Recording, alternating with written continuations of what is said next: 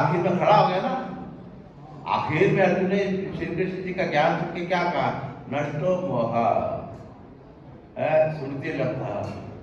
हे श्री कृष्ण, जो आपने मेरे को ज्ञान दिया है, मैं पहले अध्याय में फर्स्ट चैप्टर में अर्जुन क्या है और लास्ट चैप्टर में क्या है, जस्ट सी द ट्रांसफॉर्मेशन। जीवन में गुरु जो है ना कैसे परिवर्तन लेके आता है, वही बंदा वही अर्जुन पहले क्या कह रहा है, हाथ पैर कांप रहा है, मैं गिर पड़ूंगा, मेरे को बुखार हो रहा है, मैं फुलाना हो रहा है, मैं नहीं लड़ सकता, मैं नहीं लड़ सकता। वही अर्जुन 18वें अध्याय में आप कहता है नष्टो मोहा। श्री कृष्ण मोह का मतलब क्या होता है, अज्ञान। मेरा जो पहले अध्याय में चैप्टर में मैंने आपसे कहा मैं गिर पड़ूंगा, मेरे को बुखार, मेरा गला, मेरा फलाना, मेरे घोड़े कांप रहे हैं, कम कभी छिड़ी हुई है, मेरा एक रोम खड़ा है, रोंगटे खड़े हैं मेरे, ये भी उसने कहा। इतनी कमजोरी वाली बातें उसने की और आखिर में क्या कहता है, श्री कृष्णा आपके ज्ञान से मेरा मोह नष्ट हो गया, मेरा ज्ञान खत्म हो गया। कितनी बड़ी बात है। एक तो एक गुरु को कितनी खुशी हुई होगी कि जो ज्ञान मैंने अर्जुन को दिया है एकदम तीर की तरह इसके दिल में जाके लगा और ये सोया हुआ था, जाग गया, मेरा ज्ञान देना सफल हुआ। गुरु को सबसे ज्यादा खुशी कब होती है, गुरु अपने जिसको पढ़ा रहा है, मानो हम किसी की ट्यूशन ही से ट्यूशन पढ़ा रहे हैं, ट्यूशन पढ़ा दी मैंने, अपनी तरफ से तैयारी करा दी, लेकिन सबसे ज्यादा खुशी मेरे को कब होगी, सबसे ज्यादा खुशी मेरे को तब होगी कि जब मैं उसके अच्छे मार्क्स देखूंगा, वो कहेगा 95% आएगा जी, तो उसको तो क्रेडिट मिला ही मिला, गुरु को सेटिस्फैक्शन मिली कि मेरा पढ़ाना सार्थक हुआ। तो श्री कृष्ण का पढ़ाना सार्थक हो गया, क्योंकि कह रहा है कि स्मृति मेरी जो स्मृति खो गई थी। कई बार क्या होता है, हम पाप कब करते हैं, अब आप सोचो कि हम पाप कब करते हैं।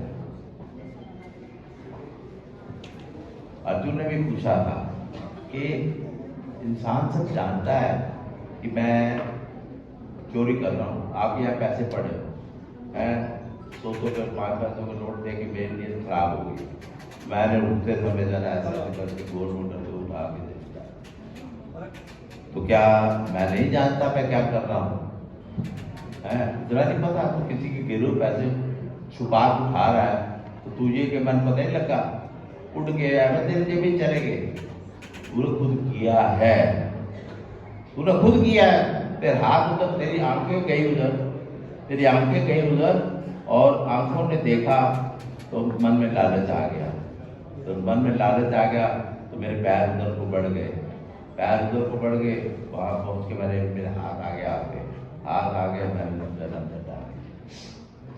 4 क्रियाएं हुई तो तुम कहोगे को पता नहीं है, तो जीव को सब पता होता है कि मैं क्या गलत कर रहा हूँ, क्या ठीक कर रहा हूँ, लेकिन फिर भी वो गलत करता है। क्यों करता है, यही बात हो रही थी कि हम पाप क्यों करते हैं। हम पाप इसलिए करते हैं कि हम अपने आप को भूल जाते हैं। What am I? मैं हूँ क्या। यदि मैं अपने को सदा याद रखूं तो मेरे से तो पाप हो नहीं पाएगा। अगर कोई बड़ा है घर में, वो कोई गलत काम करे तो उसको पता है कि मैं इस घर का बड़ा हूँ, बाप हूँ, बड़ा भाई हूँ, और फिर भी मैं ये कर रहा हूँ, तो ये तो कोई कहे ना मेरे को कि मेरे को तो पता ही नहीं लगा, चोरी कर ली थी, झूठ बोल ली था, बेईमानी कर ली थी, मैंने पता ही नहीं लगा।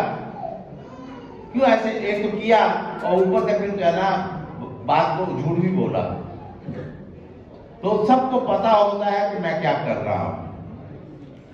हम जानते बूझते पाप कर्म करते हैं और जब पकड़े जाते हैं फिर हम ये एक तरह का बहाना ढूंढते हैं कि माफ कर दो, मेरे को पता नहीं लगा।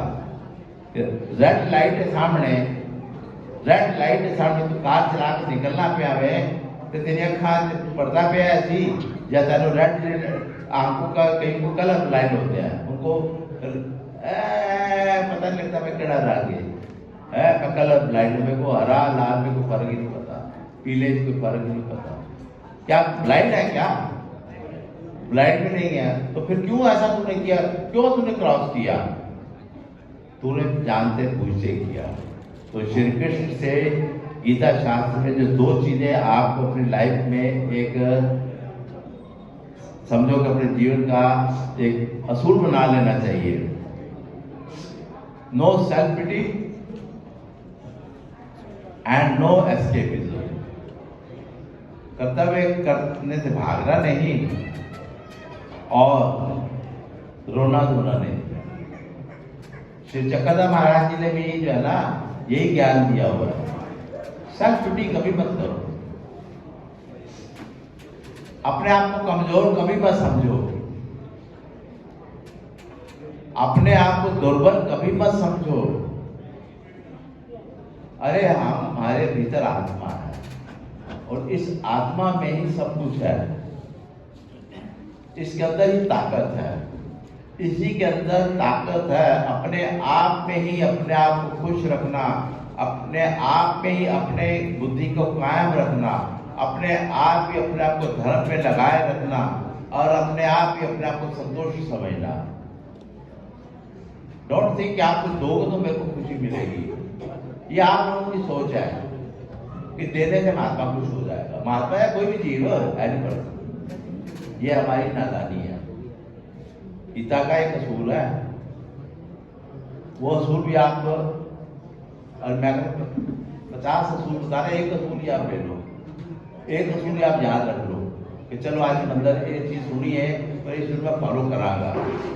तो एक बड़ा सिंपल एक असूल है, थोड़ा सा विशेष हट गया है पर बड़ा कीमती असूल है।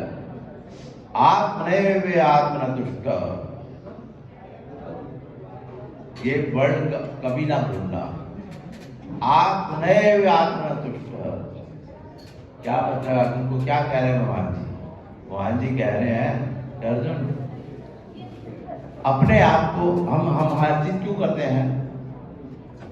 अपने आप को खुशी देने के लिए। कोई भी चीज हम करते हैं ना तो अपने आप को खुशी देने के लिए करते हैं, अपने मन को संतुष्टि देने के लिए करते हैं, सेटिस्फैक्शन। तो वो सेटिस्फैक्शन जो है हम बाहर चीजों से लेना चाहते हैं। अगर वो मेरे को मिल जाए ना, आई एम हैप्पी, बस ये चीज चाहिए।